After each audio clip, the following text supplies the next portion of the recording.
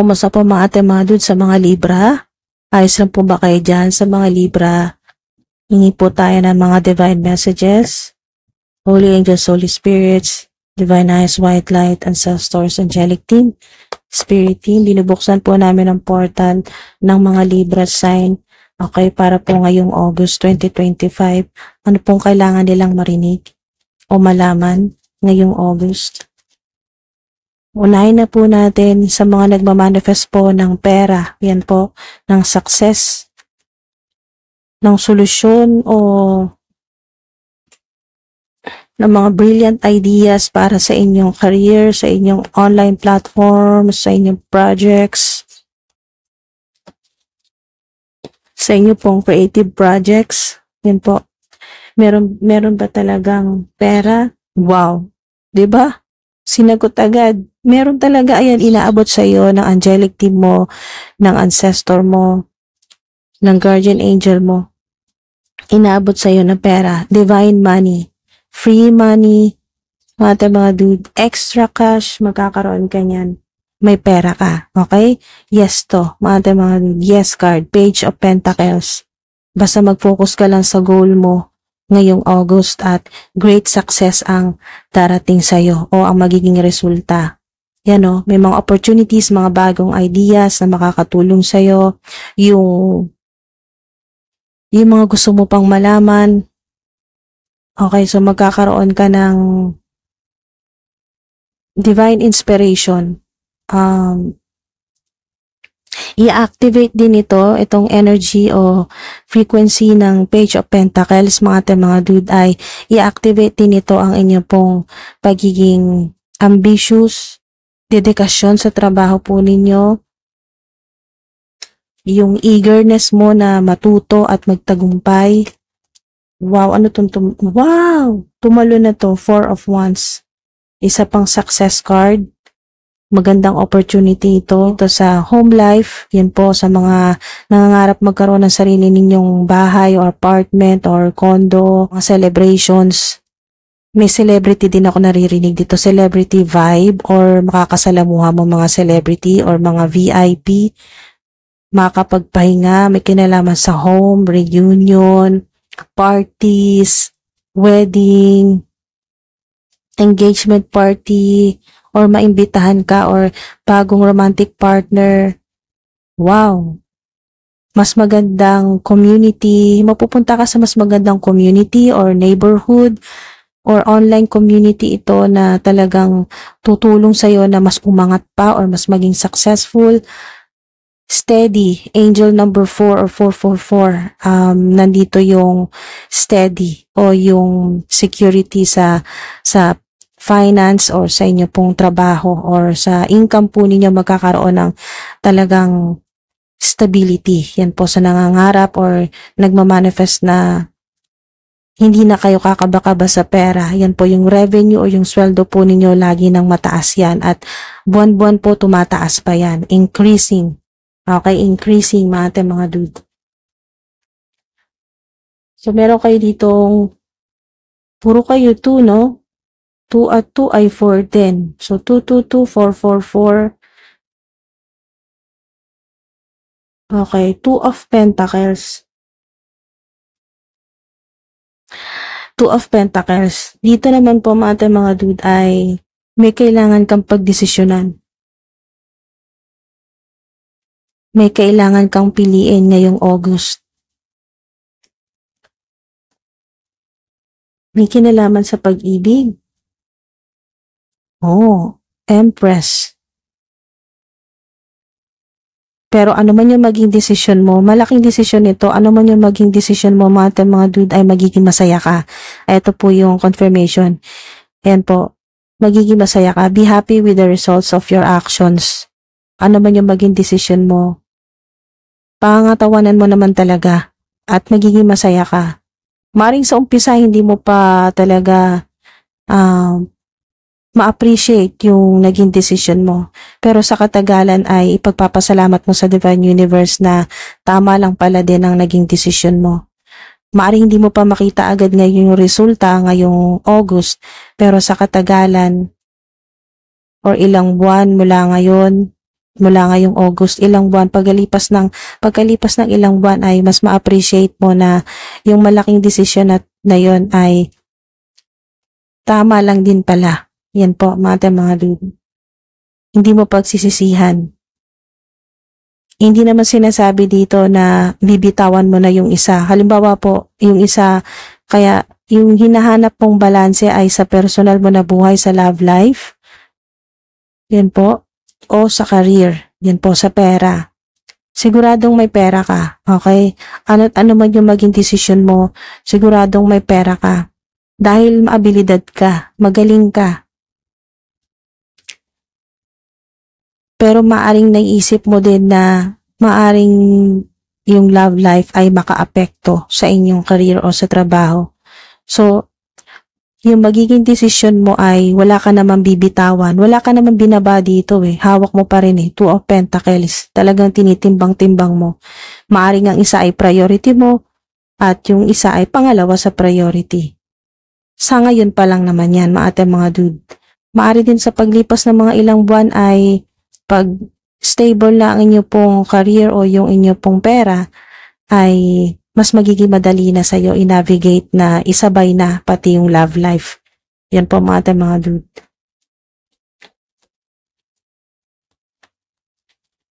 May kailangan pagdesisyonan. Okay, so pinapa-focus ka talaga sa kung ano yung goal mo. Ano ba yung goal mo? Mag-asawa na ba? Mag-settle down na ba? Or hintay-hintay muna at mag-focus muna sa career at mas maging stable muna sa trabaho or sa negosyo or online platform? Yung magkaroon muna ng maraming pera bago magpakasal. Yan po, bago po mag-focus sa romantic life, sa love life po ninyo. Yan po mga dude. Sa ngayon ay binabalanse mo ang personal mo na buhay at ang finance, yung inyo pong career o trabaho. Pero ang advice sa'yo dito ay keep your eye on your goals and enjoy every moment. Yan po mga dude. Malaking desisyon nito, lalo na sa ilan na hindi naman ganun ka-perfecto ang inyo pong romantic life o yung personal po ninyo na relationship. Yan po. Yung personal po ninyo na buhay, hindi ganun ka-perfecto at maaring stress ka pagdating sa romantic relationship, pero ayaw mo pa rin bitawan. Hindi naman ganun kadali sa yung bitawan dahil maaring mahal na mahal mo na rin ang tao na to. So, hindi ganun kadali. Kaya wala ka pang binibitawan. Pero, maaring ngayong August ay magdesisyon ka dahil malaking desisyon ito. Malaking pagpili. Yan po, mga dude. Depende sa iyo kung paano ka pipili. Pipili na ipaprioritize mo lang o talagang bibitawan mo yung isa. Mga dude. Kung ipaprioritize mo lang ay mas marami kang oras or mas marami kang energy na gugugulin sa halimbawa po ang priority mo ay yung goal po ninyo ay magpayaman. Yan po, maging successful sa career. At pangalawang priority lang ang love life o yung romantic partner. Dahil kung kayo naman po ay kung may connection sa stability at security, kung kayo naman po ay secured, feeling naman po ninyo ay sa pakiramdam mo ay kahit ano mangyari, sigurado ka naman na mahal ka ng tao na to at makakapaghintay naman sa iyo kung kailan na ready ka na, lalo na financially. Kung nasa pag-uusap naman ninyo mga dude ay hindi mo naman ito bibitawan dahil nga mahal mo. Pero kung nasa iyo din, nasa pagdidesisyon mo kung nahihirapan ka at kailangan mong ibaba ang isa, nasa inyo po yan. Okay? Kung kailangan ilapag. Pero sa nakikita ko dito sa Two of Pentacles, hindi mo naman basta-basta ilalapag ang isa. Hanggat kaya mo ay wala kang bibitawan. Okay, pero mas angat ng isa. Mas meron kang pinaprioritize. At sa nakikita ko dito, mga dude, ay mas pinapriority mo ang career mo. At gusto mo magkaroon muna ng stability o security sa pera or sa negosyo, online platform o kung ano man yung trabaho o pinagkakitaan mo. Dahil para sa'yo, kung talagang mahal ka, maghihintay ka. Okay, mga dude. At sa pagpapakasal ay para sa'yo, hindi naman talaga dapat madaliin dahil kung sa gastos lang, napakalaking gastos at yun ang binabalanse mo hanggang ngayon, mga dude. At pinag-iisipang mabuti para sa'yo ay talagang hindi dapat padalos-dalos lalo na kung pagpapakasal ang pag-uusapan ay napakalaking gastos, mga dude. Okay, kung sa pera, meron talagang malaking pera na darating sa'yo o malaking opportunity ito. Maaring dalawa pa nga, dalawang offer ito o malaking opportunities. At nasa iyo talaga kung paano mababalansehin. Dahil maari mo ding hindi bitawan. May dalawang offer sa'yo, maaring ang isa ay gawin mong side hustle o yung isa ay permanenteng trabaho. Kasi meron dito kung pera lang din ang pagpipilian o yung offer lang din ang opportunities ang pinagpipilian mo, hindi mo rin ilalapag ang isa. Hanggat kaya mo, pwedeng maging side hustle o part-time job ang isang offer at permanente naman po yung isa. Hanggat kaya. Pero pag talagang nasa iyo din sa pagdidesisyon mo, pag hindi talaga kaya, mas magpo-focus ka sa kung ano ba talaga yung goal mo at ilalapag mo yung isa. So, depende sa'yo. Malaking choice ito, mga dude, ngayong August at hinahamon ka ng Divine Universe para din ito sa growth at expansion mo. Ang development o yung growth ay hindi lang dito sa physical reality, pati rin po sa inyong spiritual. Yan po, sa energy body, spiritual body, sa inyong pong wisdom, yan po, lahat mag-upgrade. Lahat magkakaroon ng elevation. Ayan po, nandito yung increase, elevated, promotion. Mas mag-focus ka talaga sa goal mo. Pipili ka ngayong August kung ano ba talaga ang mas priority mo. Pero hanggat maaari, hanggat kaya mo, wala kang bibitawan. Dahil para sa'yo, kung mahalaga rin naman ito, hindi mo talaga basta-basta bibitawan.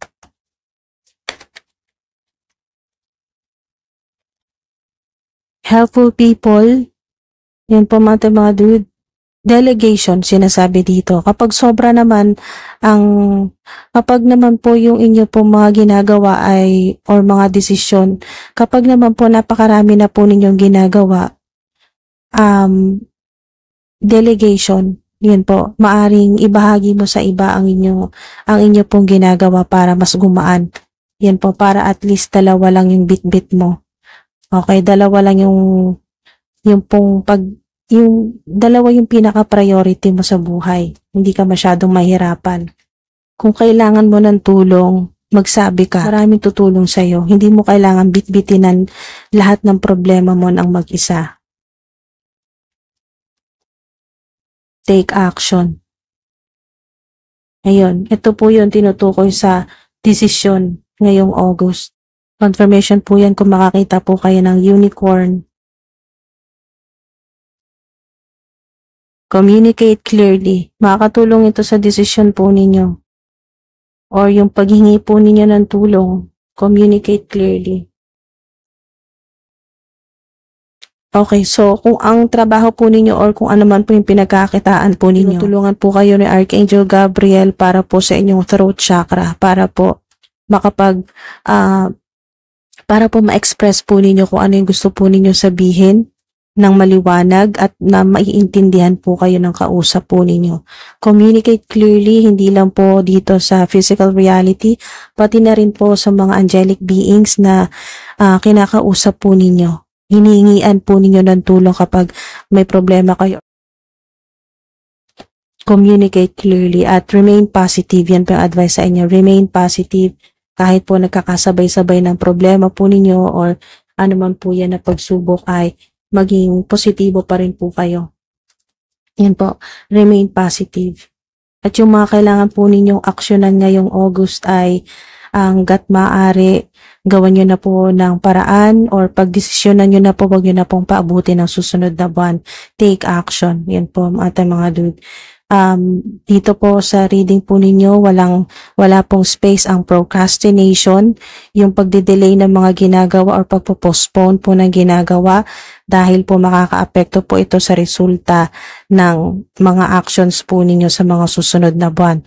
So, yung harvest season po ninyo ay mas mapapabilis, lalo na po kung yung harvest season po ninyo at yung success ay mas magiging mas mabilis pa sa inaasahan po ninyo basta kayo po ay yung mga kailangan po ninyong aksyonan ngayong August ay talagang gagawin po ninyo. Pagdidesisyonan, aaksyonan. At ngayon pong August ay mas mag-focus po kayo sa inyong goals. Yan po, kung ano talaga yung goals mo. Power of prayer. Give the situation to God for uplifting and healing and be open to miracles. Heaven's unlimited resources, love, and answers are awaiting your prayers. Diba? Makakatulong din yung power ng dasal po ninyo. Be sure to act upon the divine guidance God gives to you in response to your prayers. Dahil kapag nagdasal ka, agad-agad kang makakatanggap ng sagot mula sa Divine Universe at kung ano man yon, maiisip mo agad yon at ang sinasabi dito ay siguraduhin mo na gagawan mo ng action kung ano man yung idea na matatanggap mo or spiritual downloads na matatanggap mo mula sa Divine Universe, sa mga angelic beings o yung divine guidance na sinasabi dito na galing kay God, kay Father God sa Divine Universe. Ayan po, mga dude. Kung mabilis kang mag-response sa'yo ang Divine Universe, si Father God, sa iba't ibang paraan, symbols, synchronicities, angel numbers, sa panaginip, sa mga signs na nakikita mo, mga dude, kung ganun kabilis ang Divine Universe, si Father God na magbigay sa'yo ng sagot, dapat ganun din kabilis ang maging action mo. Huwag kang magpa-dilly-dally, huwag kang mag-procrastinate, at gawan mo agad ng paraan or aksyonan mo agad yung mga signs na binibigay sa'yo ng Divine Universe. Yan po. At huwag kang matakot. Remain positive ka. Yung sinasabi ng mga divine team ko na gagawa ka, kikilos ka. Yung sinasabi na walk by faith, not by sight. Mga dude na parang gagawin mo kung ano man yung sinasabi ng intuition mo na sagot sa'yo ng Divine Universe, gagawin mo ito dito sa physical reality, sa reality mo, gagawin mo ng may pananalig na kahit hindi mo nakikita kung ano magiging resulta, ay magtitiwala ka sa Divine Universe. Ayun, dito yon sa power of prayer, mga dude. Dahil yung dasal mo, napaka-powerful niyan, kaya agad-agad ibibigay sa'yo ng Divine Universe ang sagot sa kung ano man po itong hinihingi mo sa Divine Universe o milagro. Okay, it will bring good luck. It will bring good luck. Mga dude. May darating talaga na good luck sa inyo, lalo na po sa pera. Yan po yung unang-unang mensahe sa inyo kung meron bang darating na pera or magandang opportunity. Yan po, swerte, good luck. May darating sa inyo na good news, good luck. It will affect how others see you. Oo, iba talaga itong success na to, itong achievements na to, itong harvest season mo, mga dude, or winning season mo ngayong August or sa mga susunod na buwan, talagang malaking pagbabago ito. Kahit sa kung paano ka respetuhin ng mga tao or kung paano ka tingnan ng mga tao. Yan po. Be patient. Be patient, mga dude. Lalo na kung yung pinapanalangin po ninyo ay hindi agad nangyayari or natutupad. Be patient. Sinasabi dito ay once nagdasal ka, i-claim mo na agad na Matatanggap mo talaga to dahil pag pinagdasal mo, sinabi mo sa Divine Universe yung kailangan mo, ibibigay at ibibigay yan sa'yo. Be patient lang talaga. Hintay ka kung kailan yung divine timing na talagang ibibigay sa'yo. Kasi yung delays, yung sinasabi dito, yung isolation, yung delays, sinasabi dito na God's protection. Pinoprotektahan ka ng Divine Universe kaya hindi mo agad-agad natatanggap yung mga pinagdarasal mo. Yan ay paraan ng Divine Universe para protektahan ka, para mas mag-focus ka sa goal mo at para mga dude, para mas maging matatag ka. Yan, unquestionably. Diba? Yung power, yung sinasabi dito, unquestionably, yung pakikinig na Divine Universe sa mga pinagdarasal mo, hindi na dapat talaga question kasi matik na yan na talagang matatanggap at matatanggap mo yung blessing o miracles na para sa'yo. Depende sa kung ano yung hinihingi mo sa Divine Universe or pinapanalangin mo. Unquestionably na yan. Kahit ako hindi ko na questionin yan kung paano sagutin yan ng Divine Universe. Ayan o, mga dude. Ano man yan, sa anumang paraan, in any shape or form, sasagutin at sasagutin niya ng Divine Universe yung panalangin mo. Naririnig ka. Ayan o. Ipasa mo lang talaga yan sa Divine Universe. I-surrender mo yan kay Father God. Give the situation to God for uplifting and healing. Be open to miracles. Heaven's unlimited resources, love, and answers are awaiting your prayers. Diba?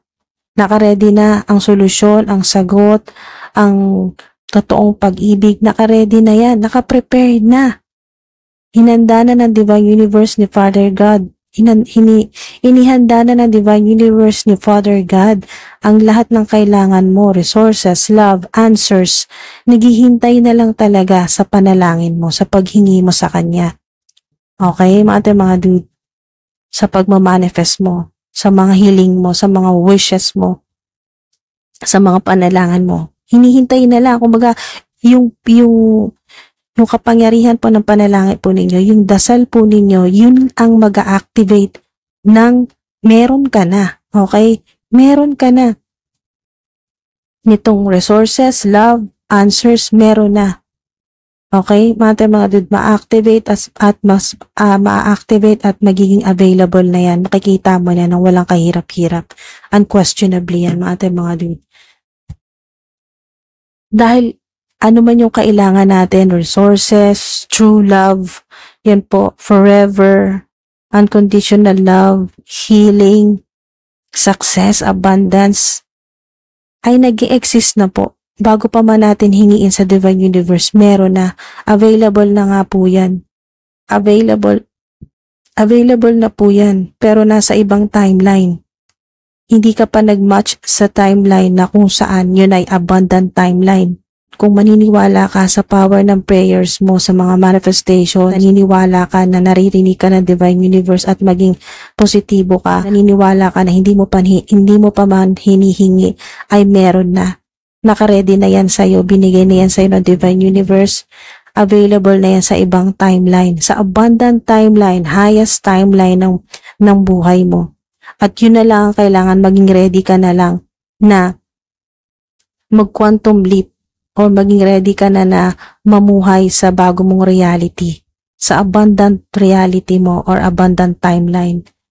Okay, na lahat posible, lahat ng desires, lahat ng gusto mo, na hindi ka na mahihirapan, mga dude.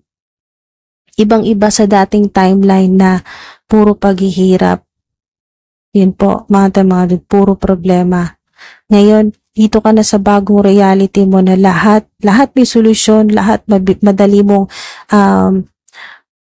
mong masusolusyonan, madaling matatanggap yung mga blessings, yung miracles, yung mga panalangin mo ay hindi mo pa man pinagdarasal ay meron na. Mga dude. At talagang apaw-apaw. Yan po. Windfall of abundance. Literal na kayo po ay nasa abundant timeline. Ang kailangan na lang ay maging bukas ka, maging ready ka na sa mga miracles, maging bukas ka, maging ready ka na sa mga blessings at miracles na mag-activate or mabubuksan once na magdasal ka. Yun po, maraming salamat po mga ating mga dude. Hanggang sa susunod po, ingat po kayo. Thank you po.